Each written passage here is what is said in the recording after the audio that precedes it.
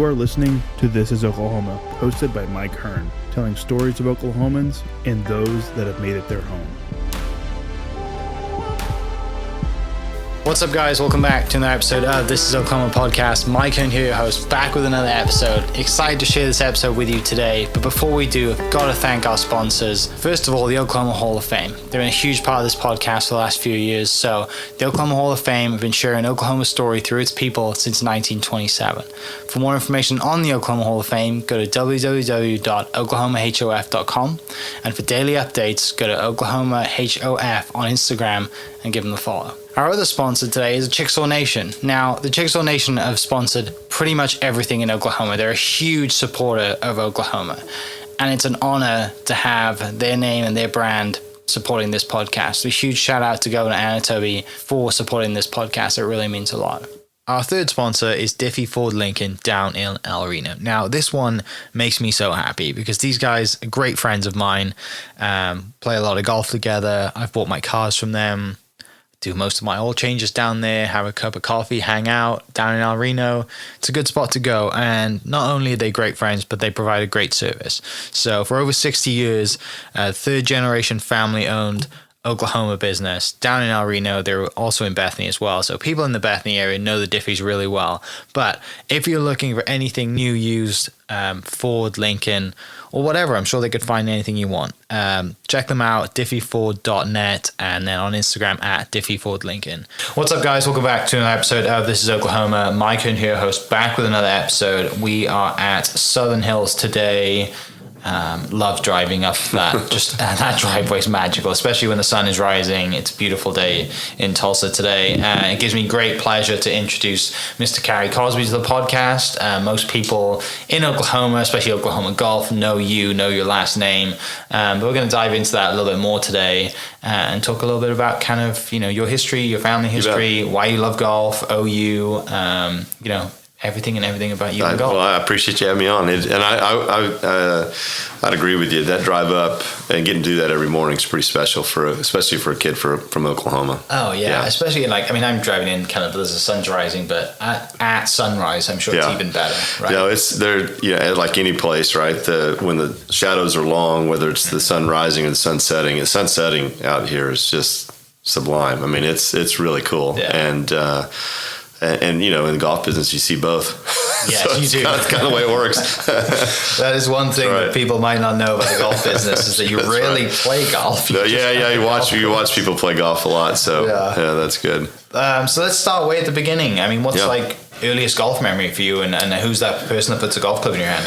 I grew up in a golf family, as you kind of mentioned. My dad was the longtime PGA professional at Hillcrest in Bartlesville, another Perry Maxwell golf course, home of Frank Phillips. So really, Bartlesville, I didn't a small town Oklahoma. There's obviously a lot of people that, hey, I want to get out of small town Oklahoma.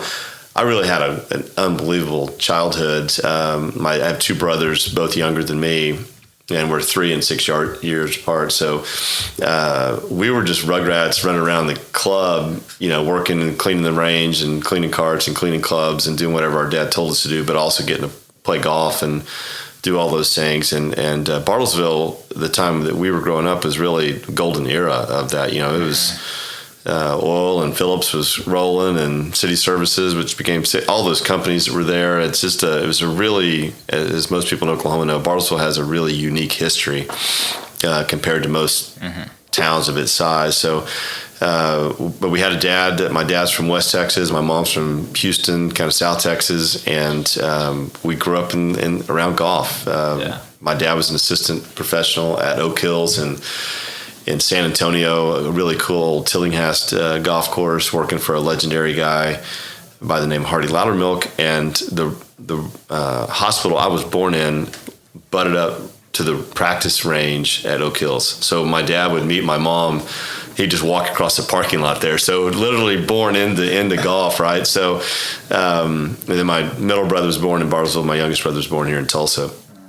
But so golf has just been kind of, I don't even know my earliest memory. My earliest memory of a tournament or something like that was here. I was 8 years old for the 1977 U.S. Open. So walking onto this property at 8 and seeing Jack Nicklaus, Arnold Palmer, Lee Trevino, all the stars of that day really had a profound effect on me and my brothers. I think maybe my middle brother was with us. The youngest one wouldn't have been here, but just seeing something like that as my first professional event of any sport of any kind was right here where I drive in every day. So it's really it's crazy. It's almost surreal to do it on a daily basis. Where the West Side is now, we parked our car. We got out of the car and walked up onto the golf course, and I still have very distinct memories. And it's funny, smells and things like that. I had a cup with. That get Coke in that had had the logo and had every U.S. Open champion at that point. And at one time, I had them pretty much memorized. I'm not any good anymore at it, but I'll probably get close. But it's the golf family for sure. Yeah, and I guess because of that, you're so comfortable around golf, you're so in it all the time, it comes natural to you, and naturally because you're in it, you're like, well, maybe I should have a career in this. And as we know, there's many ways to take a career in golf. You bet. Like most people, you want to play, right? That's the one you want to do, is you want to play. And then I played golf in college. My brothers played golf in college, and we're all three in different parts of the industry, but we're all in golf. And so I'm in doing what our dad did, but my middle brother worked for Ping. He's a territory rep in Kansas City. My youngest brother used to work for Ping, and that's how they got him into the middle brother into Ping. He was doing something else and playing as well. And then he left recently, or not recently, probably 4 years now, to go be the executive director of the Thunderbirds, the guys that run the Phoenix Open. So we're all in different capacities of it. I think the one thing for me that helps me the most, and I think my brothers would say the same thing, is that I love to play. Even though, as we kind of talked a little bit about, you don't always get to play a lot doing what I do. I would play all day or practice all day, or both, if I had the opportunity to do it. I love it, and especially as you get older, you kind of, your ability and things like that are fleeting. So there's a time limit on it, and so I love to play, and I think that helps me on a daily basis, because you're part. Everybody out here is coming out to have fun and to play golf, and members it's a little respite from what their daily life is, and so if you love golf, and I think we learned this from our dad too, but if you love golf, we're automatically friends. That's a good way just to start. And I love to talk golf. I love to play. I love to watch. I like being around the game. I think it brings so many good things to the world. Yeah, I had this kind of same conversation with a friend on Monday. We were playing golf Monday and a charity day, and he's terrible at golf. He's my athletic director at my old university, but he's just there's so many parallels to life in golf. He loves question. Patience, because he's terrible, right? It's kind of his biggest one, but there's so many to that. And you mentioned your dad, and interested to know, obviously Hillcrest, they kind of unveiled a new facility kind of in honor of your dad, and just some of the stuff that's in there. It's incredible, right? It's cool. It's really cool. I actually, go ahead and answer. No. I was going to say, interested to know, what are the biggest lessons you took from dad, and just kind of how that legacy sits, and how you have taken that Cozby name that you have, as something that is, super impactful, but also, how do you add on to that as well after that? No, that's a great question, and I would not just say my dad, my mom. We're blessed with just great parents and great examples, and from the golf industry, golf business, things like that. I'll talk about my dad, but a lot of the things that you kind of attribute to your daily life, definitely mom was huge on that, and. My dad had the ability, he was kind of saying, if he loved golf, he was in, and I know he had bad days. I just never saw them at work. And obviously everybody has days, ups and downs, things like that. But he treated everybody at a minimum great. And there's obviously people that he was friends with, and my parents did things socially with, that he would be, maybe even better. But every person who walked through the door got the best from him, and so I think it's so easy just to be nice to people. and it's not disingenuous. It's just kind of how we were raised to be. And I know my two brothers, Craig and Chance, are the same way. And I think that understanding of that people, they're here, they're members here. They spend a lot of their discretionary income to be a member here, and they have the same. They're dealing with the same things everybody else in the world's dealing with, right? Regardless of what they drive or where they live or anything like that. So I enjoy, just like my dad did, giving them a break when they come out here. So there shouldn't be any drama. There shouldn't be anything going on here other than just fun and enjoying the game. And obviously there's days where the golf is awful and everybody's mad and coming in and everything like that. But it's still better than maybe what they're dealing with outside the walls. Yeah. And we talk about as a staff, and hey, listen, we got to put whatever we're dealing with, we put that in your pocket when you come in. And if we need to hug each other, cry on each other's shoulder, we'll do that behind closed doors. But when that next person walks through the door, let's treat them awesome, because they're dealing with the same thing. And it's not just our golf professionals we do that with. It's our outside service. It could be a 16-year-old kid that dad made him get a job to pay for his gas in his car or whatever it is, right?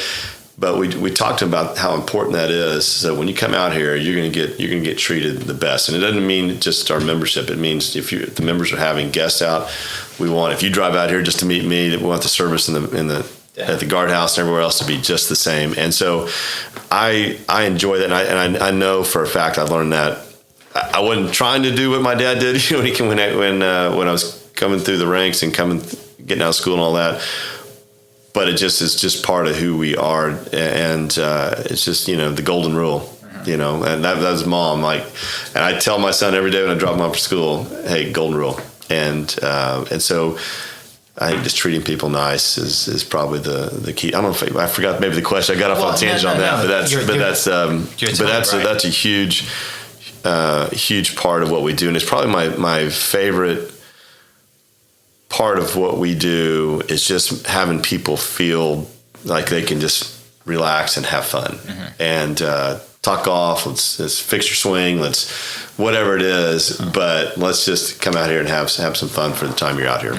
Yeah, no, you're right, and I can 100% say I was treated amazing coming in here with everybody, and it's rare to see, right? Usually, you might get it with a guard because he sees people every day and he greets people for a living. But sometimes you might not see it with the staff, right? Or someone who's having a bad day. But no, I mean, even the guys hanging the Christmas lights or Halloween lights around us right now saying hello, good morning, and they're not even they're not part of the club, right? So, let's talk about playing. So you're working around dad. Your life is golf. You see, and you're watching TV, and you see all these professionals, and you're like, man, that seems like the best thing in the world. Yeah, right. Tell me about that. Well, you come out here for 77 U.S. Open and you play golf, and there's always games around the club you grow up and so just playing and competing and for whatever reason I enjoyed competition, and I played football, basketball, and baseball into high school as well as golf. So I actually wasn't traveling around playing junior tournaments, even though our dad was in that industry. I played a lot of baseball. I almost played more baseball in the summers until I was about 15 than I did golf. I played a few tournaments. My first tournament just kind of was by happen chance when I was 10 at the state junior at Seminole, Jimmy Austin, the original Jimmy Austin course in Seminole. And but I just loved all sports. I liked the competition. I liked being inside that arena. And then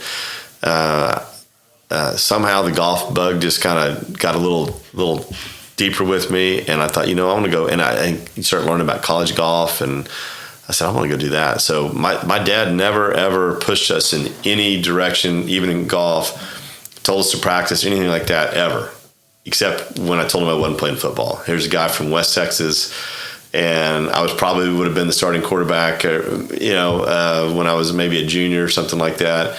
And he's like, "You're doing what?" I said, "Well, I think I'm not going to play football." He's like, "Are you kidding me?" And so, here's a West Texas guy, very competitive guy that loved that. And so I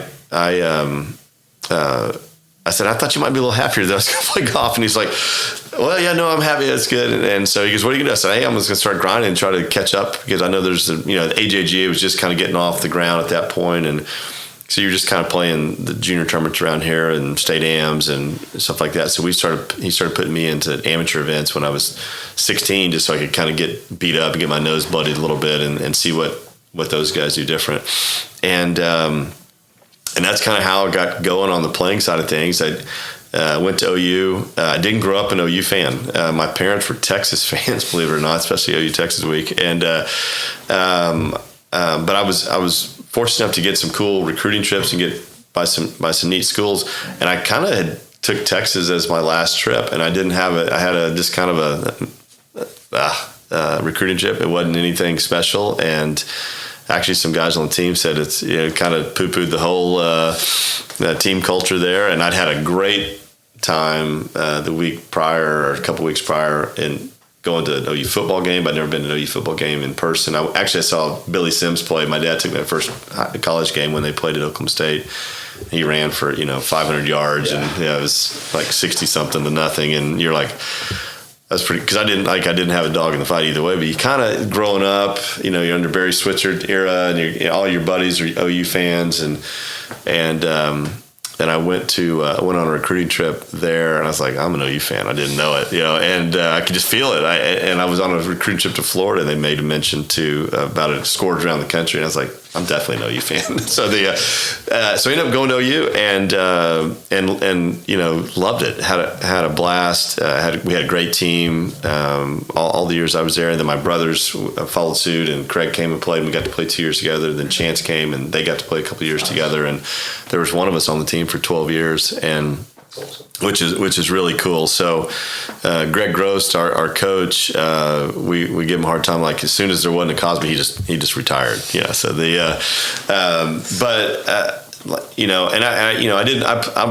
would call myself an underachiever in college from what I thought I could have done or should have done, and then tried to play for a couple of years, and I was looking for just a winter job. And I called Hugh Edgman at the time. It was running the Oak Tree properties. And he said, hey, you can do whatever you want. We also have an assistant's job that's open. And I talked to Brent Goodger, the head pro at the time. And next thing you know, you're going down that path. And really had just kind of keeping options open. But I wasn't playing very well. And got in. And I said, I like this. And it obviously it was a comfortable fit. Just growing up. The assistant pros for my dad were like big brothers to me anyway, just because I didn't have an older brother. So it was an easy, I shouldn't say easy, but it was a comfortable route for me. And then Dave, I knew Dave because he was at Enid and he was at Oakwood there, which is an awesome place, such a cool place. Yeah. And Tim Mendenhall is retiring, I think, at the end of this year. And just an incredible golf professional, really cool place, really cool guy.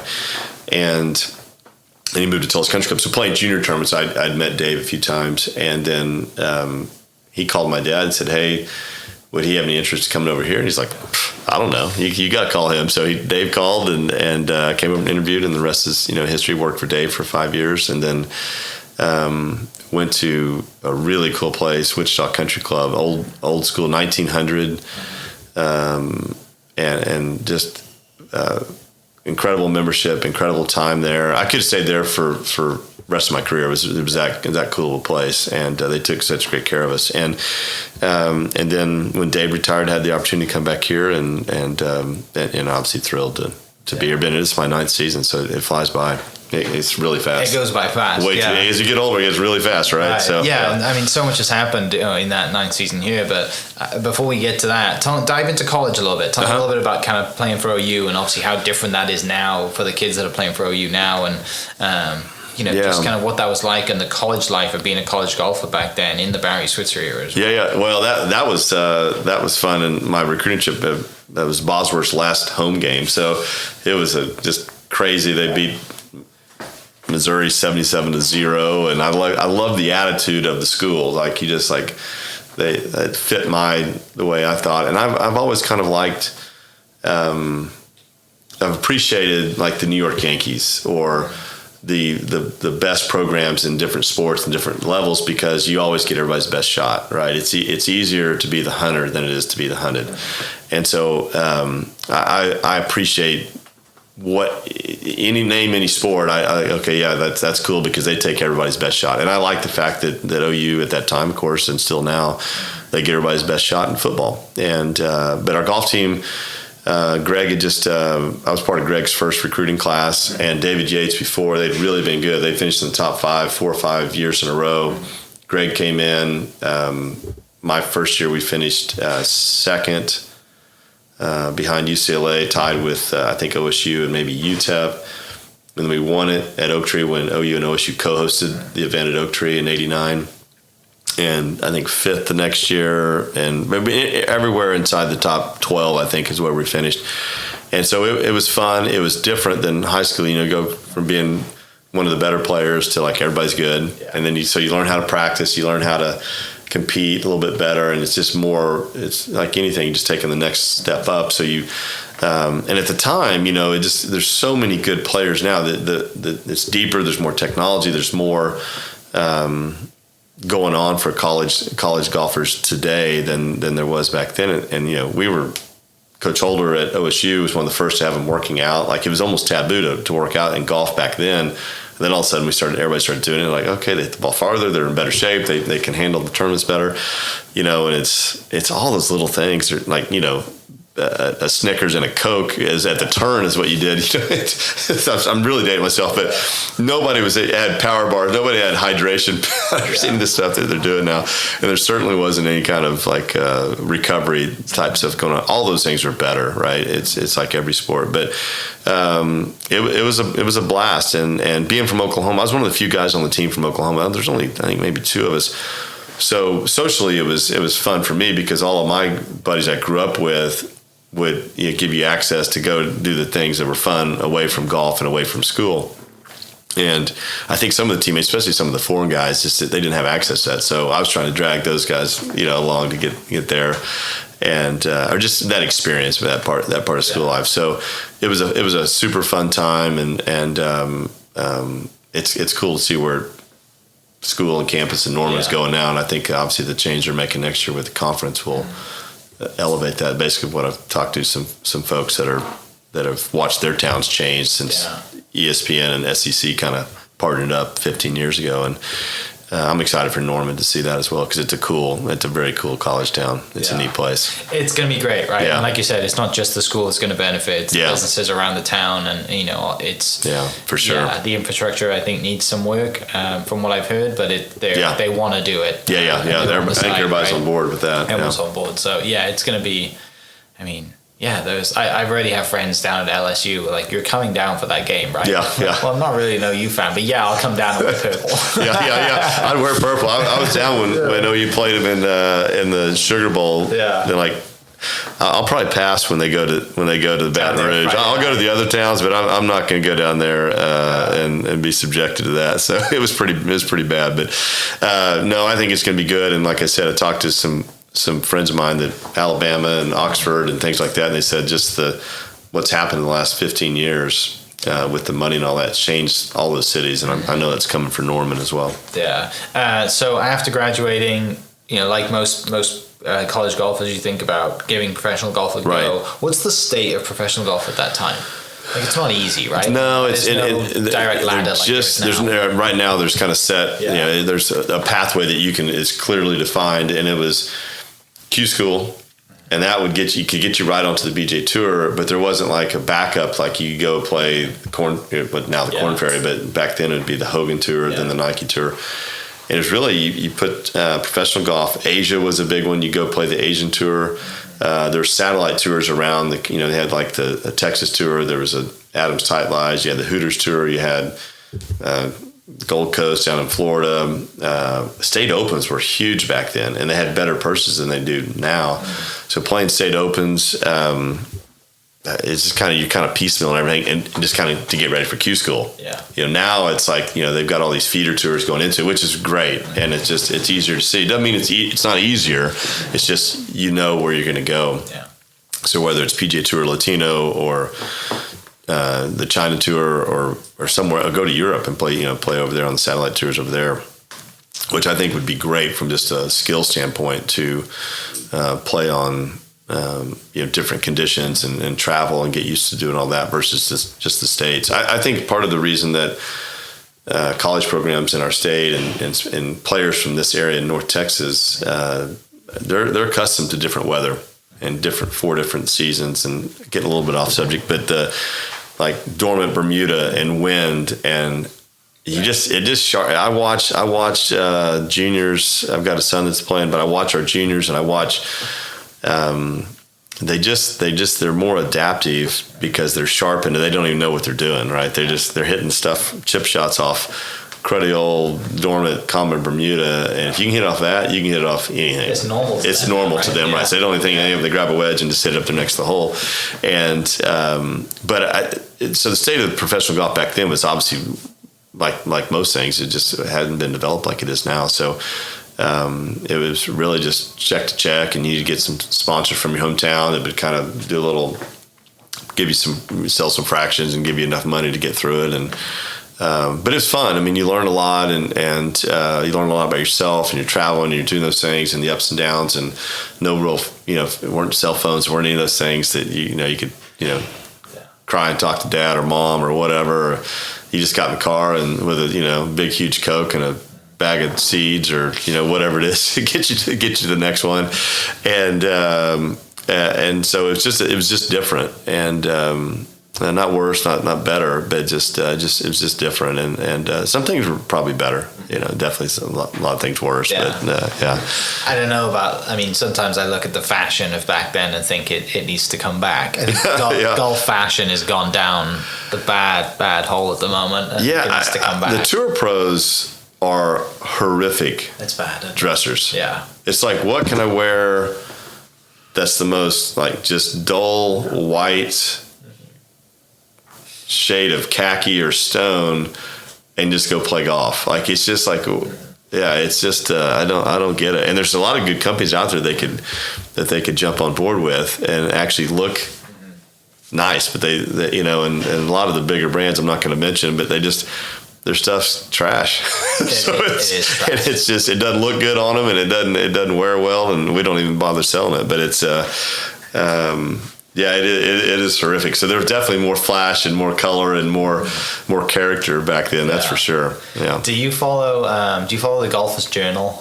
I do. Okay, so you've seen, I think one of the recent covers was Keith Mitchell, and they dubbed him Cashmere Keith. I love that guy. He's bringing it back. It's good. Yeah, he gets it. He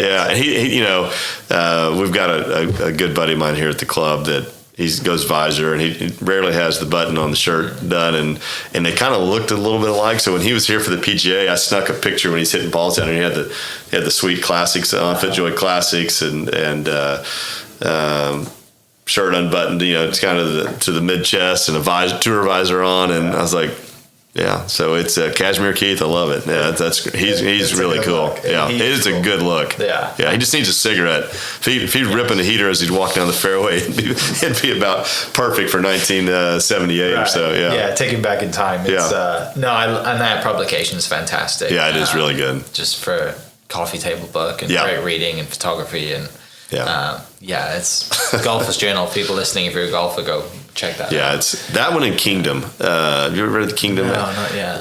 I think it's just called Kingdom. It's a golf. It's exceptional. Yeah, it's really, really good. It's different. It's not as much on like architecture. Like Golfer Journal digs deep in that, but the Kingdom magazine regarding golf, and it's. I think the first one maybe had Palmer on it, so there may be some tie to the King, but the Kingdom magazine is a cover to cover read for me. Okay, every time. Making notes of that. Yeah.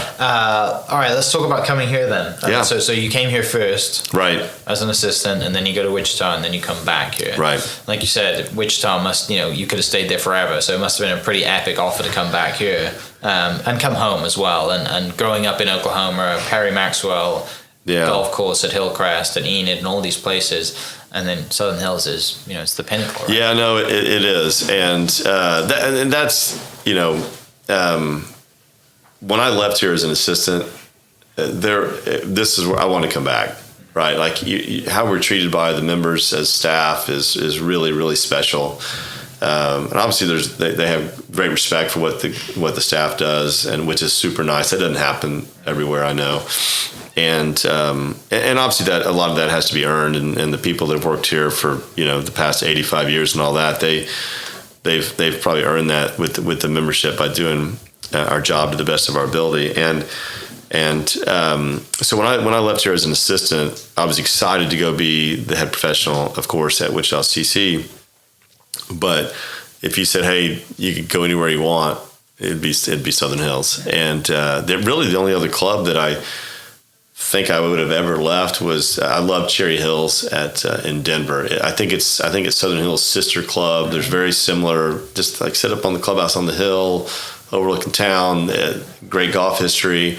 And similar to Southern Hills, my dad we went on a family trip to like Vail, Beaver Creek area when I was 16, and we played right before the 85 PGA. And so those two places in my mind were real. And I have zero interest in living on the East Coast. I don't have any interest in living east of like Tulsa. So I don't mind visiting those places, but I've always been a Tulsa West and South person for whatever reason. And but I like this part of the country. Like I like to visit. I like to go to like Dodger games, and I love all that. But Tulsa and Oklahoma and Texas are that's my sweet spot. I like the people here, and I like what the values are and represent. But I really didn't have. I wasn't wide open to, hey, I'll move to LA or San Francisco or New York or Florida, whatever. I had zero interest of doing that. So you kind of put, I wouldn't say I put all the eggs in one basket, but I wanted to, I didn't know if I'd ever have the opportunity, but I was thankful that I did. And as you said, to come home, to pick up the papers and read about OU. My wife's from Oklahoma State grad, so you pick up the page. It's just, and one of the things I certainly appreciate now more than I did at the time was I'm 45 minutes from Bartlesville. So my parents, I saw them like all of a sudden. I just saw them way more often. It could be just they came down for dinner and came by the house to say hi, but that never happened in Wichita because it was 2 hours and 45 minutes, and it wasn't an easy way to get there. So you kind of had to plan when you're doing one way or the other. And with our, losing our dad a few years ago, to get that time to be around him and have my son spend time around my dad was really special to me. I know it's special for my dad. I think it's special for Banks as well, because he was an old school golf professional, and he loved to watch Banks play in any sport, but he really loved, of course, watching him play golf. And so that is one of the really cool things that happened by coming back here. But just to come back here and be the pro here is man, it's beyond special. Like I talk to our guys about our crew about you're interviewing every day, right? And so you guys, you never know who the next person is going to come in that's looking for a head professional at their home club, wherever it is, and who our membership knows who's got somebody. Hey, and so what we do on a daily, it has to be like, you can't just be like, okay, this day's good, but this day's bad. It has to be like on every single person you come in contact with. And again, it's not disingenuous. It's just that mindset of you're interviewing every day. And what I tell them when we're talking about that is, I'm still doing that, right? I'm interviewing every day so that I can keep this job, right? It's no like feet on the desk and oh, good, I made Southern Hills, I'm just going to cruise now. It's like I want them, when I do get to that age, it's like no. Why don't you stay another year pro and help us find I want to sprint through the finish line. And I've got a small group of pros that we're all about the same age that all have jobs that we love to be at and we're thankful to be at, that we're holding each other accountable to do that. And how do we keep, reinventing ourselves and staying relevant? And, obviously that starts with hiring good people and letting them do their job and pushing them out front and letting them, giving them the exposure versus ourselves. And, but Yeah, it's an unbelievable place. I'm a Dodger fan, but I've used the term. It's a Yankee job. It's the Yankee Stadium to me, and to drive in here every day is really, really cool. And also just being a golf junkie, knowing what Southern Hills means around the world, because it's easy. I think if you just come here every day, it's just the club, right? Yeah. But when you realize what it is, not just in the United States, but around the world, the brand has significant impact in the golf community. So I don't take that lightly as well.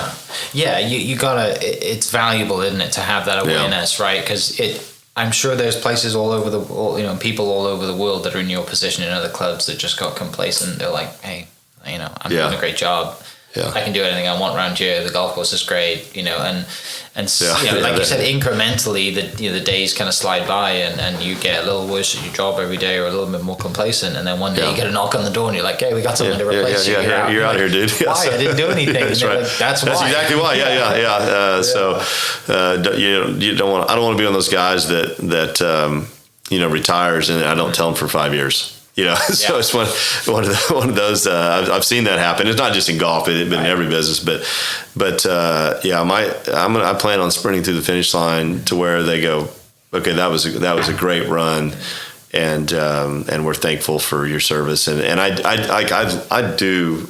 I've just learned this about myself.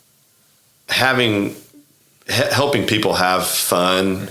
And have that awareness that they're all you and I've been on the planet long enough to know that everybody is dealing with the same pile of junk, right? Yeah. And it comes in different forms and things like that. And at some point, we're going to deal with every one of those forms. And but I've learned this about me that helping people have fun. It is good. It helps me, right? And so it's the best way to forget about anything you've got going on is to take care of somebody else. And I know it sounds kind of cliche, but it's the truth. And I don't ever go home thinking, that was bad. I just think people had fun today and it was good. And there's times where we mess up or there's something that bad had happened, but the perspective, okay, what's the path forward here, and fix it, and it's always an opportunity to show your value to the club and what it means when we do have something that slips up, whether it's whoever's to blame, right? Or whatever it is, how small or how big it is.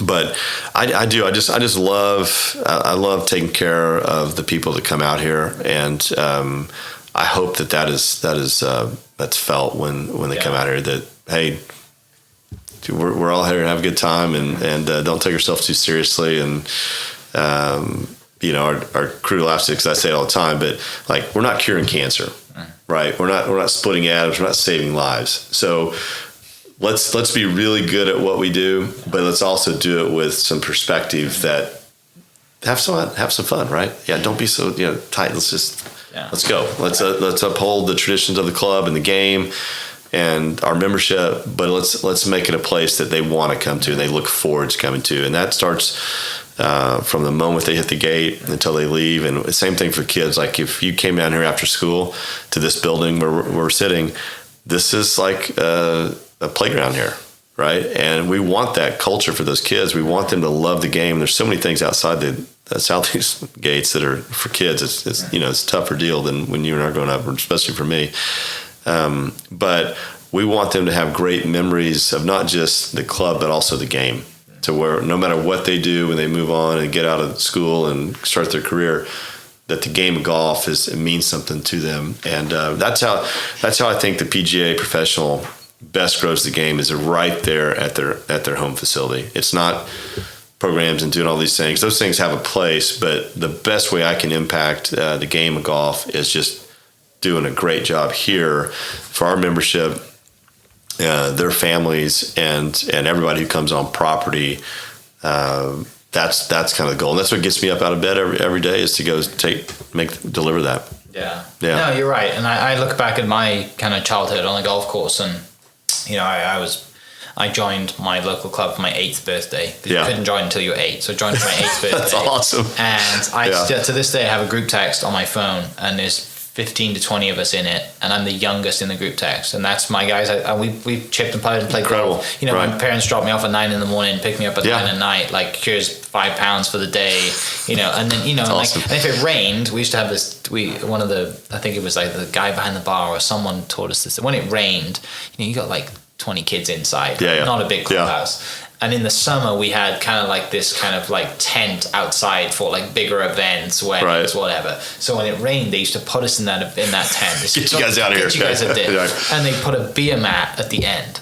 And they would put £20, which to a 10-year-old was just like $1 million bucks, right?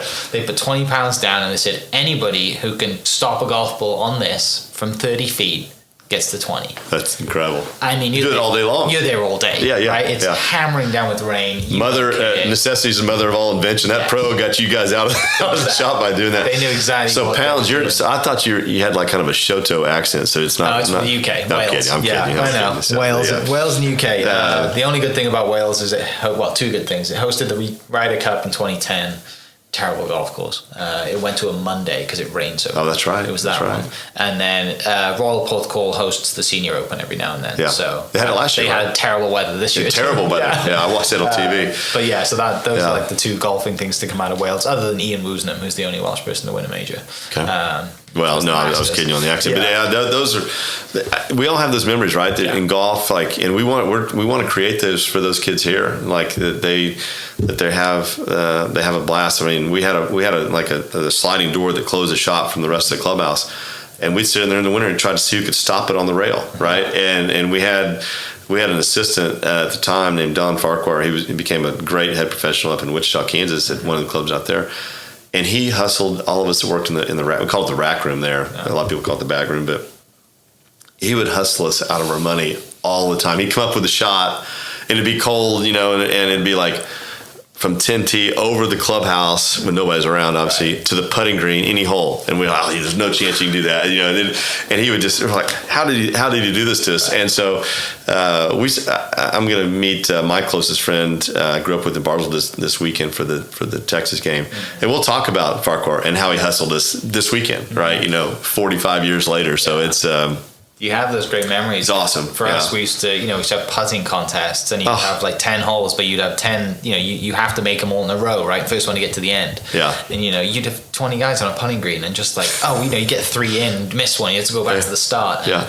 And, we'd go on ball hunts. We'd go out looking for golf balls. But we'd have to pull names out of a hat on who would get first pick. Right, that's so 20 guys are like, I get to pick first. And it's like, that's too good. Searching for every putting, like every day there was a putting contest, and it was the U.S. Open or the British or the Masters, the PGA, and you're okay, and you try to beat that guy for win all 4, win the Grand Slam. Yeah. It's just such a good sport. Great sport for that. Yeah. Great sport for that. Bringing it back on property, what is your favorite place on property to just sit in silence and take? Oh man, I mean, is there a spot that you just think, you know what? I don't sit in silence very often out here. I'm usually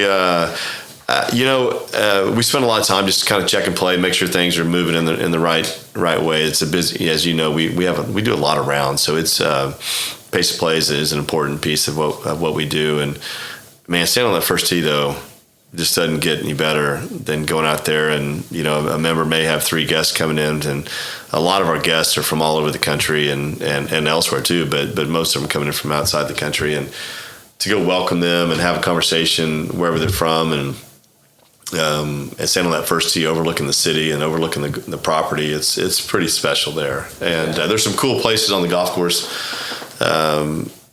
that you see, and driving it backwards also is kind of an interesting approach too. Just kind of, you see different angles that a lot of people don't.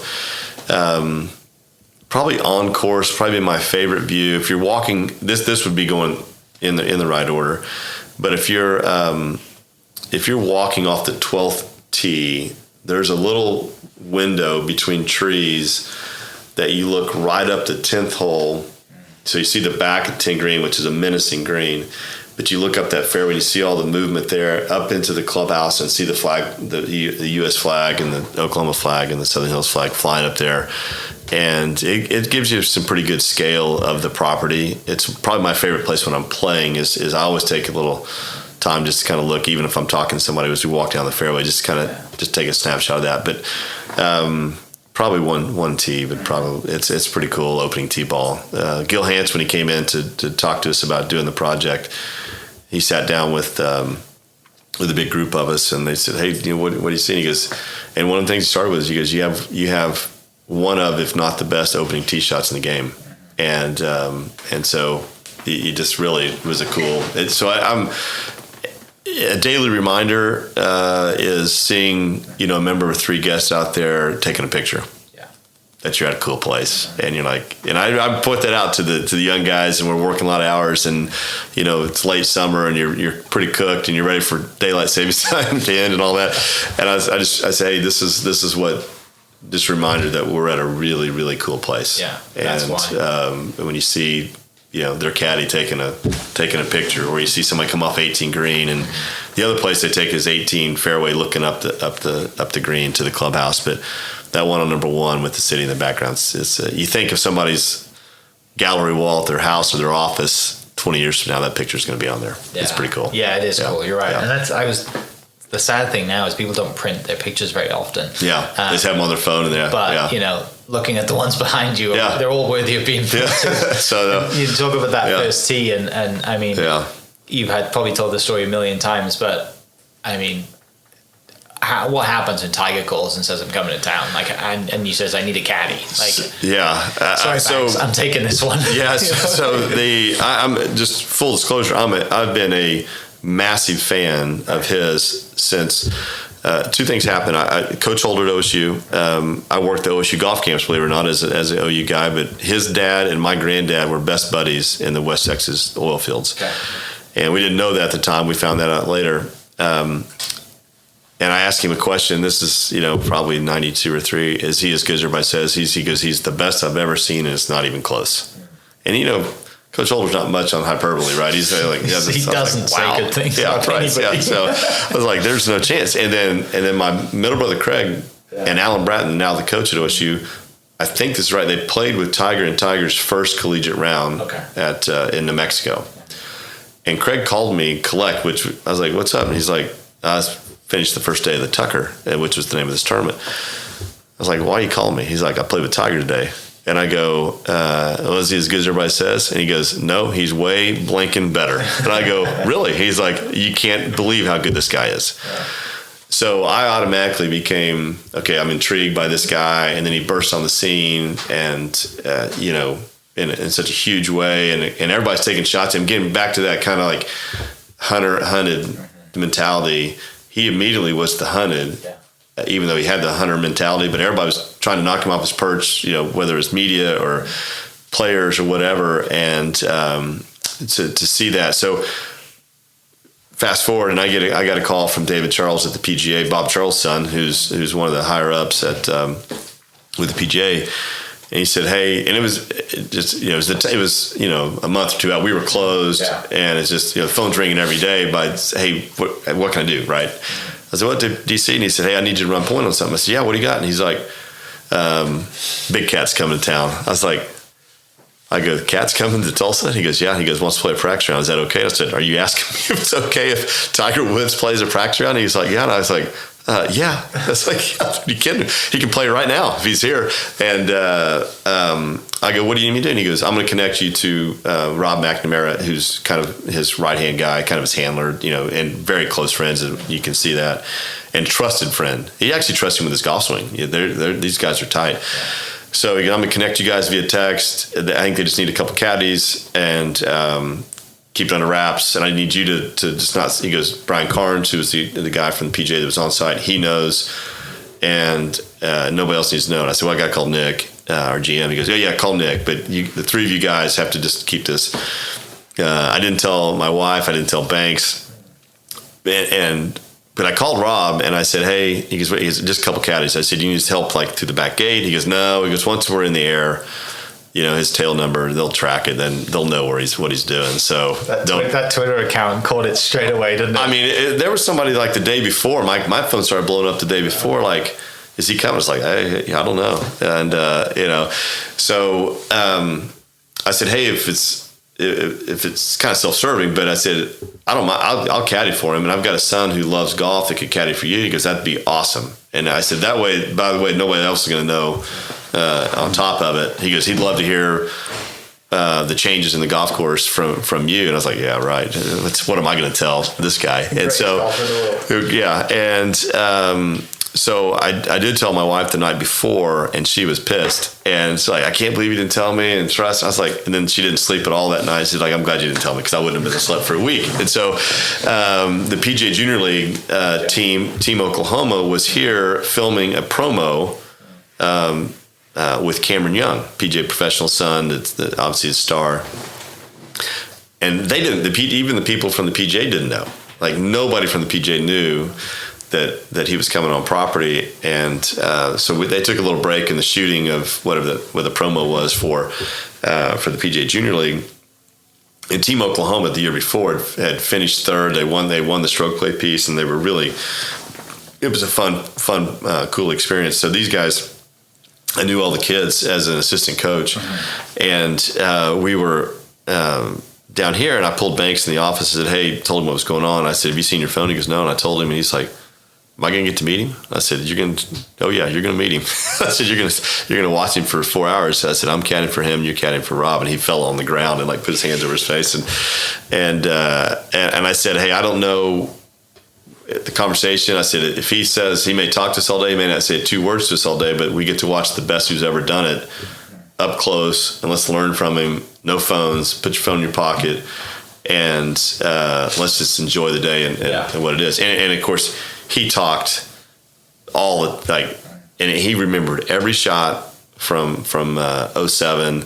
He remembered things had changed. He asked opinions. I mean, I was like, I think you want to hit it over here. He's like, yeah, definitely want to get down here. And he's like making notes, and it was really fascinating. He's a Dodger fan. He told me that he was in the stands when Kirk Gibson hit the famous home run in '88, and had nachos and beer poured all over him. He was 10 or 13 or something like that, or 12 or 13 years old, and so and he was incredible to Banks. I did take one picture of, and the picture.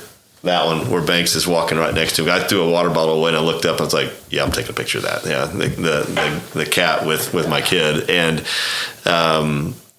it was a surreal day. I mean, it was so fun to watch him go about his business, and his leg, just seeing it, it's like, golly, up close. He would, if he could just teleport shot, he'd win again. Yeah. Like it's so good.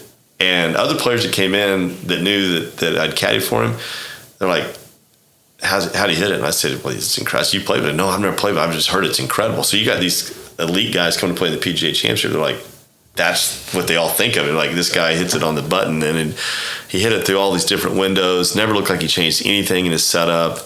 Our greens had just been top dressed, so they were sandy, which I didn't get a chance to watch him. But taking the putter cover off that putter, you talk about being nervous. His CFO was just walking around, and he goes, how much you think that putter's worth under your arm? And I was like, I don't know, but I'm scared to death that I have it right here. And he said that there was at the time there's a set of irons had been sold for like $5 million or something like that. He said they're really not Tigers, and he said he's got some stuff out there that has been sold. But I said, I don't know one thing. This thing right here. I mean, just looking at it, I didn't take a picture of it. I didn't want to break their trust, but it was unbelievable. And it's just got an old crappy putter cover on it the Velcro's almost torn away. Everything else I'm thinking, and it's nicked up and dinged up, and I couldn't help thinking of my dad, because he's like, hey, if you see somebody with a new putter, go ahead and putt him. Putting contest. But if you see somebody with a banged up putter, yeah, and this thing is just destroyed. I mean, there's nicks and it's beat up everywhere. He's the same shaft, the steel's coming off it. It's like a little rusty part on the shaft. It's just awesome. And on one quick story on that is on 17, he's pretty colorful with his language. On 17, I had got the hole locations from the senior PGA the year before, and his CFO and I put tees down where the 4 hole locations were, just so they could putt to him. And we're over on the right side of 17. I'm talking to Chris, and Banks is over just watching Tiger putt, and Rob's over there putting too. And Tiger goes, okay, Rob, he goes, $5 closest to the tee next to the pro. And He goes, Banks, you got to get in this too. He goes, but you can't use that piece of blank 2-ball putter that Rob, he called Robin when he was kind of giving him a hard time. When Robin used, you got to use my putter. I should have taken a picture of that, right? So Tiger putts and puts it, of course, like this from 50 feet. Rob puts it like 15 feet short and to the right. And Banks at the time was putting cross-handed. He since went back to conventional, just a little trying it. And so he grabs it cross-handed, and Tiger slaps him on the shoulder. He goes, Banks, what are you doing? He's like, he turns white. He's like, he goes, he goes, nobody's ever used my putter with a cross-handed grip. And he literally, like, the blood rushes out of Banks's body. I thought, oh my God. And he just slaps him on the shoulder and said, I'm blanking with you, and let's see it. And he rolls up there to, like, right next to Tiger's ball, and he's like, Robin, you should be caddying for him, and this, and he put his arm around Banks. And it was a really cool deal. And then during the tournament was the same. Like, he found Banks, and we talked, and he all that crap on Twitter with apparently Patrick Reed's wife giving PJ a hard time for letting me caddy for him and all the other stuff. He had a good laugh about that, and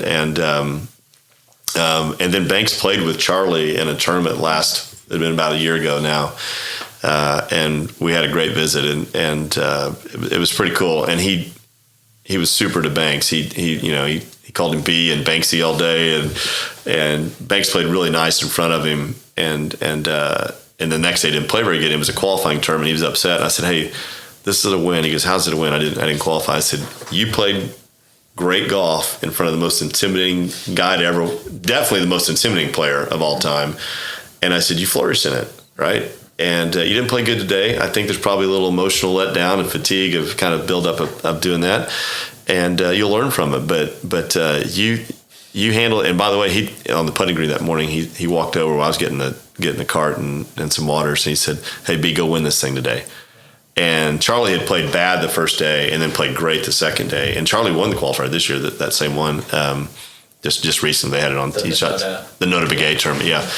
And I said, hey, the GOAT was calling you B and Banksy and told you to go win the thing. I said, take that for what it's worth and let that inspire you to practice. So as big a fan as I was, I'm a bigger fan now. And I'm thankful for what he's done for the game. And I'm thankful that I got to watch that unfold, in real time. But I hate what he has to go through on a daily basis. I hate it for him just as personally, just to see him, because helicopters flying above the second hole. We got people in the trees behind 6, and everywhere he goes, it's the same. Yeah. And you're like, it's crazy. Wow. Mm-hmm. He's not really even a superstar. He's like a cultural icon. He's Muhammad Ali. He's Michael Jordan. For sure. He's every one of those people. Elvis Presley. I mean, it's a different deal wherever he goes. And like I said, thankful to watch him play, watch him through his career and what he's done for bringing people to the game. But man, what a tough road. It is. It's just a different deal. So was it? I mean, when you see him hit it for the first time, and I had friends of mine send me that, the video of him teeing off on one was going round. Yeah. And I had that, and I text Reagan, and Reagan got the all clear, maybe to go out and take photos on the back. He did. Yeah, that's right. Great photos. Yeah, he did get some great photos. I said, how is it? He goes, dude, there's people climbing the trees, the fence, like it's chaos here right now. Nick basically walked the perimeter, and we had extra Tulsa PD just to make sure things were okay. Watch him hit it, watch him pitch. I really want to watch him pitch and putt. It's so fun to watch him do that. But golly, little like golf geeks would love this. Like on 8, he had a 3-wood. It was really windy that day, and he hit a 3-wood, looked like an 8-iron, right, sky high, right in the middle of the green. And then on 9, because he remembered that he hit something short of the bunkers, on 9 he took a 5-wood, so more loft, and hit it like a third as high. Just this little missile. I was like, okay, wait, how did he do that? Doesn't make sense. Yeah, you talk about checkers and chess. I mean, he's taking and talent. I mean, he takes a 3-wood and hits it like this up into the wind, right in the middle of the green. Takes a 5-wood like this, and even at the elite player, there's not many that can do that. No. He's just a different dude. Yeah, and I think it's like he was kind of like the last group of era to grow up with now the ball technology now and club technology, they don't even have to, right? They can just stand there and play their game and put it in the air, and it's not going to affect it that much, right? Unless they go overseas to the Open and it's kind of like the density of the air and it's pissing down with rain, that's going to change it. But most people out here, they hit moon balls and they get away with it, right? And I played here in the State Am this year, and it was soft, really soft. Yeah. And I think everyone in the field for the first 2 days struggled to keep the ball in the green, right? Like you're an 8-iron into 10 and zipping it off there. That's right. Yes, it's hot and it's soft, and the fairways are tight. Yeah. And you rip, and like I said, you rip an 8-iron and they're soft. That's almost tougher. I like it when it's firmer. Yeah. It's more fun to play when it's firmer, but it's actually a little bit easier. Yeah. To play when it's firmer. I think so too. All right, finishing up. A couple of questions. Other than this place, what's your favorite place that you've been to of all time golf trip? Oh. It doesn't have to be about the golf course, just everything in general. Well, I did get to play Augusta National with 2 members here and a group of guys, and I left on Thursday, played Thursday afternoon, 36 Friday, and Saturday morning flew back, and that was pretty special, to say the least, and had a birdie eagle around Amen Corner on Friday. So quick golf. Yeah, I was like, so I ran into one of the pros from Augusta a couple weeks ago, and he had joined us. One of our guys took the afternoon or the morning off and was going to play in the afternoon, and so he went with us, and he remembered it, and we were talking about that. But that's pretty fun. Any round that I got to play with my dad and my 2 brothers is special to me, and now any round that I get to play with my son is special to me as well. It's when I was growing up, my dad was the best player, obviously, and then I was oldest in Craig and then Chance, and so the match was my dad and Chance versus Craig and I, because that was kind of the way high low. So you fast forward and everybody's older. One of my favorite days, I would say, it was at Hillcrest the day after Christmas. We tried to play the day after Christmas. Awful weather, low 40s, nobody out there. The whole place is khaki. And we go out to play a match. And I mentioned earlier, my dad was maybe the most competitive person I've been really around and close to. And he was, I'm going to say he's early 60s or 65 and still working at the time. And it's gross outside. My mom's out there going to watch, and a couple of the old timers at Hillcrest kind of fell out of the grill, having some coffee to come watch us, because they'd raised us, they'd help raise us. And I leaned over, Chance is hitting his tee ball, and I leaned over my dad's shoulder. I said, "Hey, Dad, it's not a big deal if you want to move up a tee." And he told me in very clear terms to mind my own business. And I was like, "Okay, I guess." Craig, my brothers laughing, just like, "Holy shit, he's never going to change." And so and we go, and the golf's awful, right? Where nobody's playing any good at all, but it's never more than one up, one down the other way. And we walk off 14 tee all square. And Craig and Chance are walking. My dad's riding. My mom's riding around with him. And I look at Craig and I go, "It just got a little more quiet, didn't he?" He goes, "It's on." And all of a sudden, the golf got really good. Yeah. And everybody hit shots. And Chance had about a 10-footer to tie the match on 18. If he misses it, they lose. No, we didn't play for anything, but other than pride, just the pride. Yeah. And he looked at this thing like it was the Masters. I mean, he's got his hat curled down. He's looking at it from 3 different ways. We're like, "Just putt the freaking ball," and he makes it. And it was just, it was one of these deals. so that's probably one of my favorite memories. Any of those matches were great. And now getting to go play with Banks, anything we do is pretty cool. And he played with Banks. Chance and Banks played together last week at the Sooner Open, the big golf team fundraiser. We had an event here and I couldn't play, but so anytime we do get to, in the summer, Banks and I got to play with Craig and up in Kansas City. We went up for a concert for one of Banks' birthday presents, and we squeezed an afternoon round of golf with Uncle Craig in there. And so those are easily my favorite things in golf. The Augusta trip was cool, and I played some really neat places, but just the ones with your family is the best. Yeah, because it's got me thinking, my dad was here for my birthday a week ago, or 2 weeks ago. Happy birthday. Yeah, thank you. And it was just I hadn't played golf with my dad on my birthday since moving out here, right? Yeah. And it's been 12 years. Yeah. And I never, not on randomly when we would go home, I never played that good. I played really good on this day. I had a friend of us host us at Oak Tree National, and he kind of said to us on the first, like, it was my buddy and his son, and then me and my dad, and it was dads against sons. And I said to the son, I was like, I don't want to play from the tips today. Like, I just want to play old tips, have a good time, like, and just enjoy it. And then the host, Lane, comes over and he's like, all right, I got a game for us. You guys play from the tips. We're playing from RTs, no strokes. And, perfect. So going on that's a beating of the tips over there. That'll beat you up pretty good. Stand on that new first tee, and we teed off at like 7:30 in the morning. And the first tee is like basically in the pro shop now, right? In the pro shop, basically. Yeah. No warm up because the range was, because it was kind of, they were doing something to the range. But I somehow managed to play good, which was really nice. That's awesome. Back to it, right? Golf, with the family, right? With just like, you play golf till you die, and my granddad. My earliest memories of playing golf. My first golf club I ever had was given to me by my granddad, and I still have it. It's in my office in Oklahoma City, and it's it's a wooden shafted 5-iron. It's awesome. It's got dots in the face, and you'll never ever forget it. It's like if you have a family heirloom, it's that, right? Yeah. It's one of the greatest sports in the world, and I encourage everybody to pick it up. 100%. It's even if it's just chipping stones in your backyard. Just start somewhere. But Cary, it's been a pleasure. Yeah, my pleasure. Yeah. No, I've enjoyed the time, and nice to meet a fellow golf junkie like you. Oh yeah. Definitely. For people listening, thank you so much for listening. And if you get the chance to play Southern Hills, stop by, shake Mr. Cosby's hand, come and say hello. I look forward to seeing you on the first tee. That's hopefully do that one time. And thanks so much for listening, and we'll catch you next episode. Cheers.